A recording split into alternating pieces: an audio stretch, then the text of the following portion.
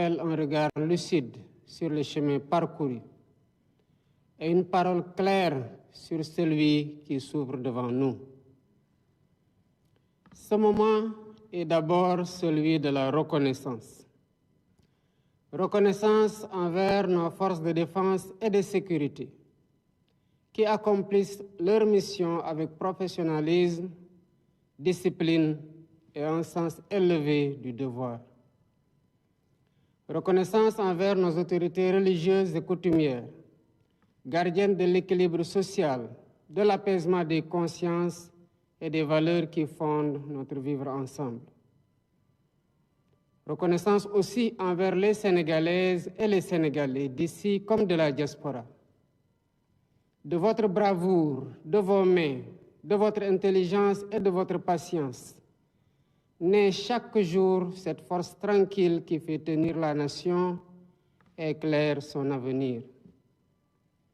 Mes chers compatriotes, le serment que j'ai prêté devant la nation et devant Dieu engage ma conscience et ma responsabilité au plus haut niveau. Il exprime mon devoir de respecter la Constitution, de protéger la République et de servir avec la même exigence chaque Sénégalaise et chaque Sénégalais. Cette fidélité au serment s'accorde avec une fidélité tout aussi essentielle, celle qui lie notre action au projet de transformation que nous avons porté devant le peuple. Ce projet fondé sur la justice, la souveraineté, la transparence, l'équité et la dignité humaine reste la boussole de nos choix. J'y demeure attaché avec la même constance dans l'esprit du Djoub, Djoubal, Djoubanti. L'année qui s'achève aura été pour notre pays un moment de vérité. Elle a mis au jour des déséquilibres profonds, révélé l'ampleur des défis accumulés et rappelé l'exigence de redresser l'État avec sérieux, méthode et transparence.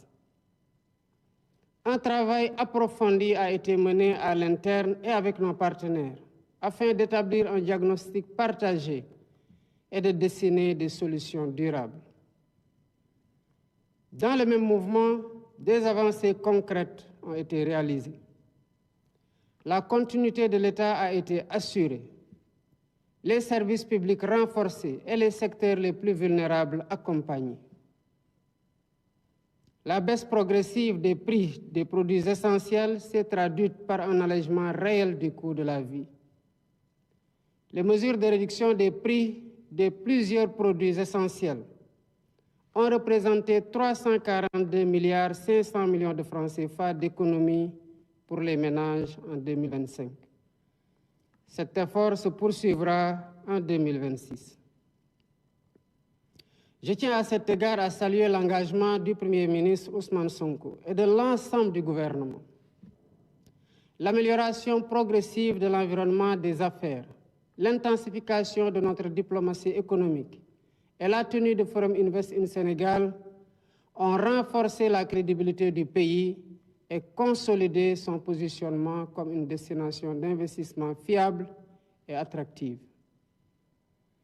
Mes chers compatriotes, la décision politique de porter le registre national unique à 1 million de ménages a rendu l'action sociale plus juste et plus efficace en orientant les appuis vers celles et ceux qui en ont réellement besoin. Cette exigence d'équité s'est prolongée par un soutien accru à l'autonomisation économique des femmes et des jeunes, avec l'émergence de 1060 coopératives productives solidaires. Dans le domaine de la santé, le gouvernement a constamment cherché à améliorer le quotidien des familles. Des structures de proximité ont été ouvertes ou réhabilitées, les plateaux techniques renforcés, le SAMU rapproché des terroirs et des maternités mises à niveau. Cet effort s'est traduit en 2025 par l'ouverture de 34 postes de santé et le déploiement de 76 ambulances médicalisées. Ce nombre sera porté à 112 ambulances médicalisées en 2026. L'année 2025 a également marqué des progrès décisifs dans le champ productif, notamment grâce à la mise à disposition d'équipements appropriés et d'entrants suffisants aux acteurs agricoles. Dans les campagnes, la production céréalière a dépassé 2 500 000 tonnes, tandis que la filière arachidière a retrouvé une dynamique porteuse. L'industrie a connu un tournant avec la relance de la Sonacos. Après 2 années d'arrêt, recréant plus de 2300 emplois directs. Cet effort se poursuivra en 2026 grâce à une dotation de 25 milliards destinée au renouvellement de l'outil de production. À l'échelle nationale, plus de 8000 petites et moyennes entreprises ont été accompagnées, permettant de consolider ou de créer près de 130 000 emplois directs et indirects. Mes chers compatriotes, préparer l'avenir signifie aussi investir dans la jeunesse et dans le savoir. 2401 salles de classe ont été livrées, accompagnées de 1389 blocs administratifs, 1112 blocs d'hygiène et 92 km de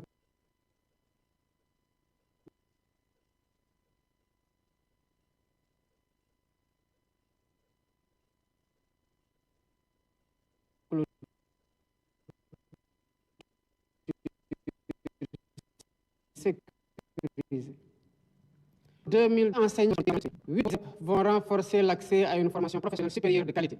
Tandis que les réformes des curricula, l'intégration des DARA dans l'éducation nationale, la réorientation vers les sciences, les technologies et les formations professionnelles et numériques vont accompagner cette transformation.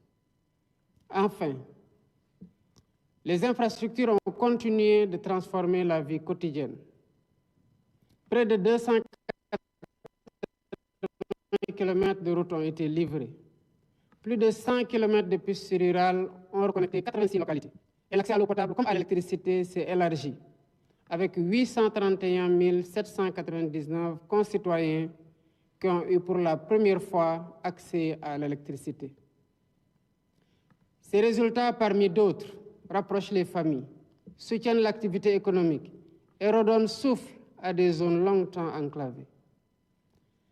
Mes chers compatriotes, l'année 2025 a été celle de la rigueur et de la résilience, ainsi que celle de la consolidation de la transparence et de la vérité dans notre démarche. Grâce à une réduction drastique du train de vie de l'État, à une gestion plus exigeante, à la renégociation des contrats et à la rationalisation de plusieurs niches, l'État a dégagé plusieurs ressources qui seront intégralement consacrées aux investissements prioritaires de 2026. L'année qui s'ouvre sera ainsi celle de la relance effective de l'investissement public. Dans l'éducation, afin d'accélérer l'éradication des abris provisoires et améliorer les conditions d'apprentissage, 29 milliards sont prévus au titre de l'année 2026, sur un budget global de 62,8 milliards destiné à la construction et l'équipement de 2500 salles de classe, 300 blocs administratifs, 50 000 mètres